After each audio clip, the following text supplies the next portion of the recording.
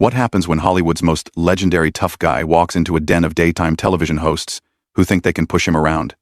Well, you're about to find out, and trust me, this is one confrontation you won't see coming.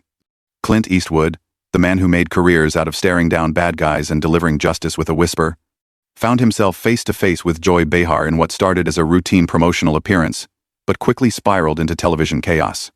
Before we dive into this explosive encounter, make sure you hit that subscribe button and drop a comment below, because this story is going to leave you speechless. The cameras rolled live, and Whoopi Goldberg smiled warmly at their guest. Ladies and gentlemen, please welcome the legendary Clint Eastwood, she announced as the studio audience erupted in applause. Eastwood nodded politely as he settled into his chair, his weathered hands resting calmly on the armrests. "Thank you for having me," he said in that unmistakable gravelly voice. "So Clint, tell us about your latest project," Whoopi continued, keeping things light and professional. "What drew you to this particular story?" "Well, it's about second chances," Eastwood replied thoughtfully. "Sometimes people deserve another shot at redemption, even when society has written them off." Sarah Haynes leaned forward with genuine interest. "That's such a beautiful theme. How do you choose which stories to tell at this stage in your incredible career?" "I look for truth," Eastwood answered simply. "Stories that say something real about the human condition. Hollywood's got enough fantasy." The conversation flowed naturally for several minutes, with Eastwood sharing insights about his directing process and working with actors.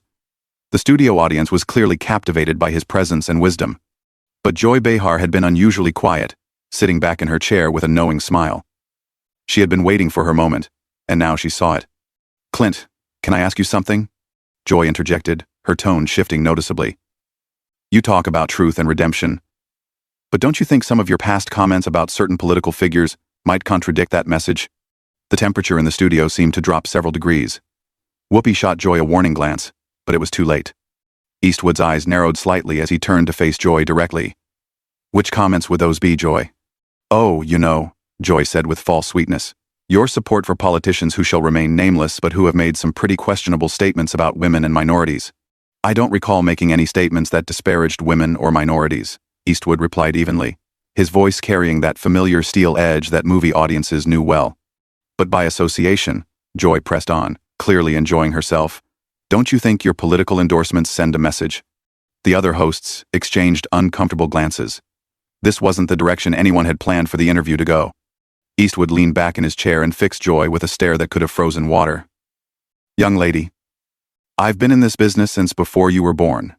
I've worked with people of every background, every political persuasion, and I judge them by their character, not their party affiliation." "Young lady?" Joy's voice rose an octave. "Excuse me, but I think I have every right to ask tough questions of my guests. And I have every right not to answer gotcha questions from someone who's more interested in creating controversy than having a conversation." Eastwood shot back, his calm demeanor never wavering despite the edge in his voice. Joy's face flushed red. "Gotcha questions? I'm asking about your public statements, Clint. That's called journalism. Is that what we're calling it now?" Eastwood replied with a slight chuckle that somehow made the insult even more cutting. "In my day, journalism involved research and facts, not fishing expeditions." Whoopi tried to intervene. "Let's maybe get back to talking about your film, Clint." But Joy wasn't backing down. "No, I think this is important. You can't just come on television and expect softball questions when you've made controversial political statements." "Such as?" Eastwood's voice remained steady, but his eyes had that dangerous glint that anyone who'd watched his movies would recognize. "Well, there was that whole empty chair thing," Joy said smugly, referring to a political convention appearance from years earlier. "You mean when I used a creative metaphor to make a point about political accountability?" Eastwood replied. "Yeah, I remember that. What about it?" "Don't you think it was a little, I don't know, unhinged?" Joy pressed, clearly thinking she had found her angle. The studio audience was dead silent now. Even the crew members had stopped moving, sensing that something significant was happening. Eastwood leaned forward slightly, his voice dropping to that whisper-quiet tone that was somehow more intimidating than shouting. "Joy, let me ask you something. How many films have you made?" "What does that have to do with anything?" Joy shot back defensively. "Just answer the question. How many films have you directed, produced, or starred in?" "That's not the point. I'm a television host and comedian." "Right. And how many Academy Awards have you won?" Joy's voice was getting higher. "Again, that's not relevant to this discussion." How about this then? Eastwood continued, his tone becoming more pointed. How many careers have you launched? How many young actors have you given their first break? How many stories have you told that actually meant something to people? I entertain people every day on this show, Joy replied. But her confidence was clearly shaking. Do you? Eastwood asked with genuine curiosity. Because from where I'm sitting, it looks like you ambush guests and try to create controversy for ratings. Is that your idea of entertainment? Sarah Haynes jumped in, trying to lighten the mood. Clint, your films have entertained millions of people around the world. What's been the most rewarding part of your career? But Eastwood wasn't ready to let Joy off the hook yet. You know what, Sarah? I'll answer that. The most rewarding part has been working with professionals. People who understand that respect is earned, not demanded. People who don't hide behind a panel of co-hosts to take cheap shots at their guests. Joy's mouth fell open. Cheap shots? I'm asking legitimate questions about your political views. No. Eastwood corrected her. You're trying to create a viral moment for your social media clips. There's a difference between asking about someone's views and trying to ambush them. I'm not ambushing anyone, Joy protested. I'm doing my job. Your job is to interview guests about why they're here, Eastwood replied calmly. I came here to talk about a film I'm proud of, a story about redemption and second chances. You want to talk about politics and create drama. Whoopi made another attempt to steer the conversation. The film does sound fascinating, Clint. Can you tell us about the main character? It's about a man who's made mistakes, Eastwood said, his eyes still locked on Joy, but who's trying to do better. Sometimes the biggest obstacles aren't the ones in front of you, but the people who want to keep you defined by your past instead of letting you grow. The metaphor wasn't lost on anyone in the studio, least of all Joy, who was clearly getting more agitated by the minute. That's a beautiful message, Sarah said, clearly trying to keep things on track. Redemption is such a powerful theme in storytelling. But Joy wasn't about to let the moment pass. Speaking of redemption, don't you think some people are beyond it? I mean, when someone consistently supports divisive politics, at what point do we stop giving them chances? Eastwood's jaw tightened almost imperceptibly. Are we talking about the character in my film? Or are you trying to make this personal again? I'm talking about accountability, Joy replied with false righteousness. Public figures have a responsibility to their fans. Do they now? Eastwood's voice carried that dangerous quiet that anyone familiar with his movies would recognize. And what responsibility do television hosts have to their guests? To ask the tough questions that matter. Joy shot back immediately. No, Eastwood said firmly. To treat people with basic human decency. Something you seem to have forgotten. The other hosts exchanged panicked glances. Whoopi was frantically trying to signal the producers. But Joy was too caught up in what she thought was her moment of triumph. Human decency? Joy laughed harshly. That's rich coming from someone who spent decades playing violent characters and glorifying gun culture. The studio audience gasped audibly. Even by the View standards, this was crossing a line. Eastwood sat back in his chair and studied Joy for a long moment, as if seeing her clearly for the first time. You know what your problem is, Joy? Enlighten me, she replied sarcastically. You think being loud makes you right. You think being confrontational makes you brave. But all it really makes you is a bully hiding behind a microphone. Excuse me? Joy's voice reached a pitch that made everyone in the studio wince. You heard me, Eastwood continued, his voice remaining steady and controlled. You sit here day after day taking shots at people who can't fight back effectively because they're guests on your show. You think that makes you powerful, but it just makes you small. How dare you call me small? Joy stood up from her chair, her face bright red with rage. I've been doing this job for years. I've interviewed presidents, celebrities, world leaders. And how many of them left here feeling like they'd been treated with respect? Eastwood asked pointedly. How many walked away thinking that was a professional interview? Joy was sputtering now. I don't have to take this from you or anyone else. You're absolutely right, Eastwood agreed calmly.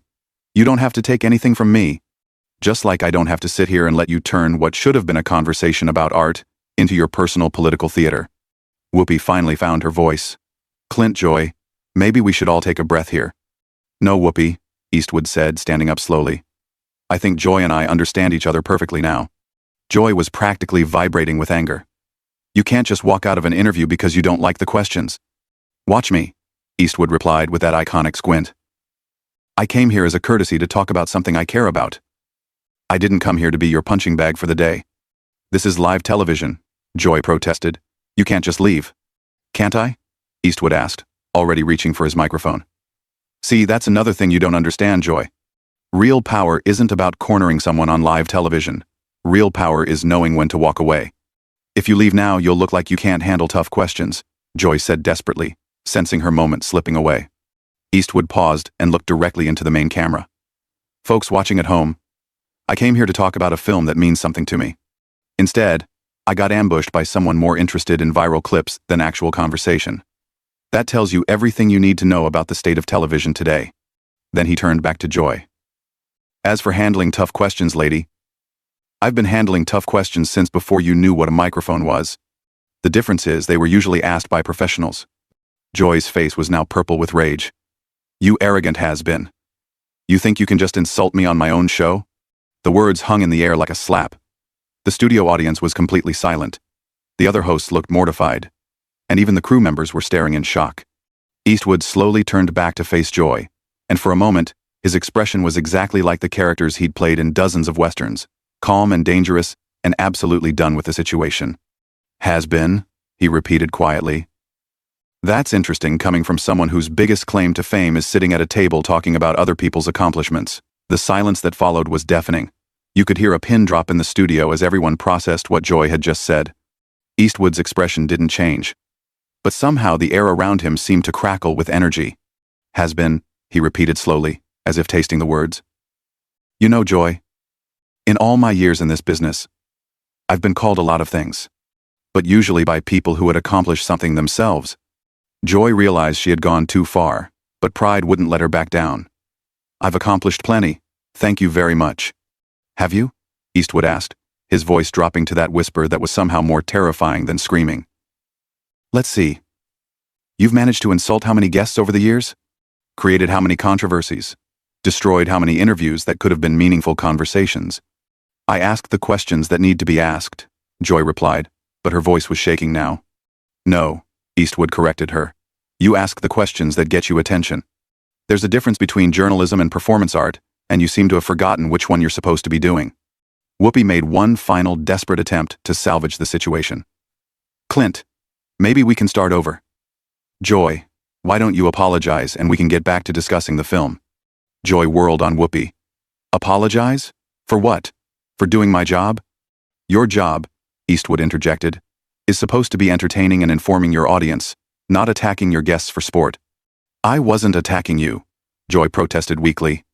Eastwood laughed, and it was not a pleasant sound. Lady, I've been in actual combat.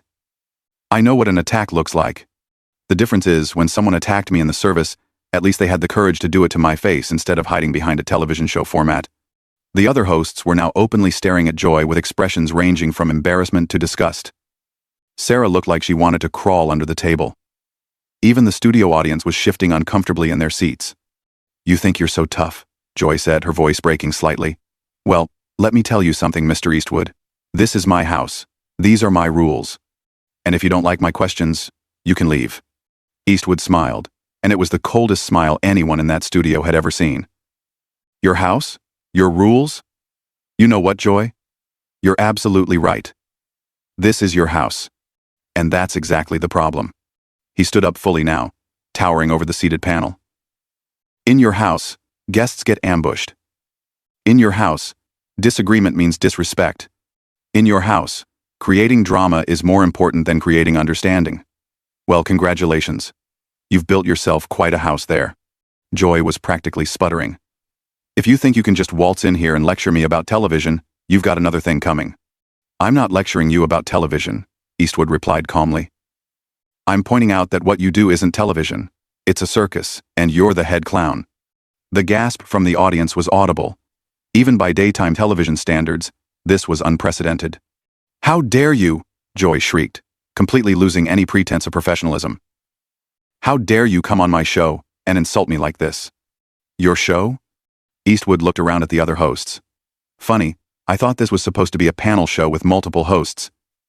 Turns out it's just the Joy Behar Ego Hour with some backup singers. Whoopi finally found her backbone. Clint, that's enough. Joy, you need to calm down right now. But Joy was beyond reason. Don't tell me to calm down, Whoopi. This man comes in here with his holier-than-thou attitude and thinks he can disrespect me on national television. The only person who's shown disrespect here, Eastwood said quietly, is you. From the moment I sat down, you've been looking for a fight instead of having a conversation. I was doing my job, Joy repeated, but the words sounded hollow now. No. Eastwood shook his head slowly. Your job would be asking me about my work, my process, maybe even my opinions on things related to filmmaking. Your job would be making your audience feel like they learned something or were entertained by something worthwhile. He gestured toward the cameras. Instead, you've spent the last 20 minutes trying to embarrass a guest who came here in good faith, and you've succeeded in embarrassing yourself and your show instead. Joy looked around desperately for support, but found none. The other hosts were studiously avoiding her gaze, the audience was clearly on Eastwood's side, and even the crew members were shaking their heads. Fine, she said finally, her voice cracking. If you don't want to answer real questions, then maybe you shouldn't be doing interviews. Eastwood was already removing his microphone, but he paused at those words. Real questions? You want to know what a real question sounds like, Joy? He looked directly into the main camera again. A real question would be, what drives you to keep making films at your age? A real question would be, what advice would you give to young filmmakers? A real question would be, what story are you most proud of telling? Then he turned back to Joy. But those questions require you to actually care about the answers, and we both know you don't. The studio was so quiet you could hear the camera operators breathing. Joy looked like she wanted to say something else, but for once in her career, she seemed to be at a loss for words. You know what the saddest part of all this is? Eastwood continued, his voice almost gentle now. You had a chance to have a real conversation with someone who's lived through decades of American cinema history. Instead, you chose to play gotcha games, like an amateur blogger, looking for clicks. He finished removing his microphone and set it carefully on the table. That's not just a waste of your time and mine, it's a waste of your audience's time. They deserve better than this performance you've been putting on. Joy finally found her voice again, but it came out as a screech. Don't you dare lecture me about what my audience deserves. I've been connecting with viewers for decades. Have you? Eastwood asked as he straightened his jacket. Or have you just been yelling at them for decades? Because there's a difference between connecting with people and just making noise. The producers were frantically signaling from behind the cameras, clearly trying to figure out how to handle this unprecedented situation. This was live television, and their biggest guest was walking out after completely dismantling one of their hosts. Security, Joy called out desperately. Get security. Eastwood laughed genuinely for the first time since the interview began. Security? What are they going to do, Joy? Arrest me for hurting your feelings? He looked around the studio one more time, taking in the stunned faces of everyone present. You know, I've been in this business for over 60 years. I've worked with the best directors, the finest actors, the most professional crews in the world. And in all that time, I've never encountered anyone quite like you. Is that supposed to be a compliment? Joy asked sarcastically, trying desperately to regain some control of the situation. Take it however you want, Eastwood replied. But just remember, when people talk about this interview tomorrow, they're not going to be talking about your tough questions or your journalistic integrity. They're going to be talking about how you completely lost your composure and embarrassed yourself on live television.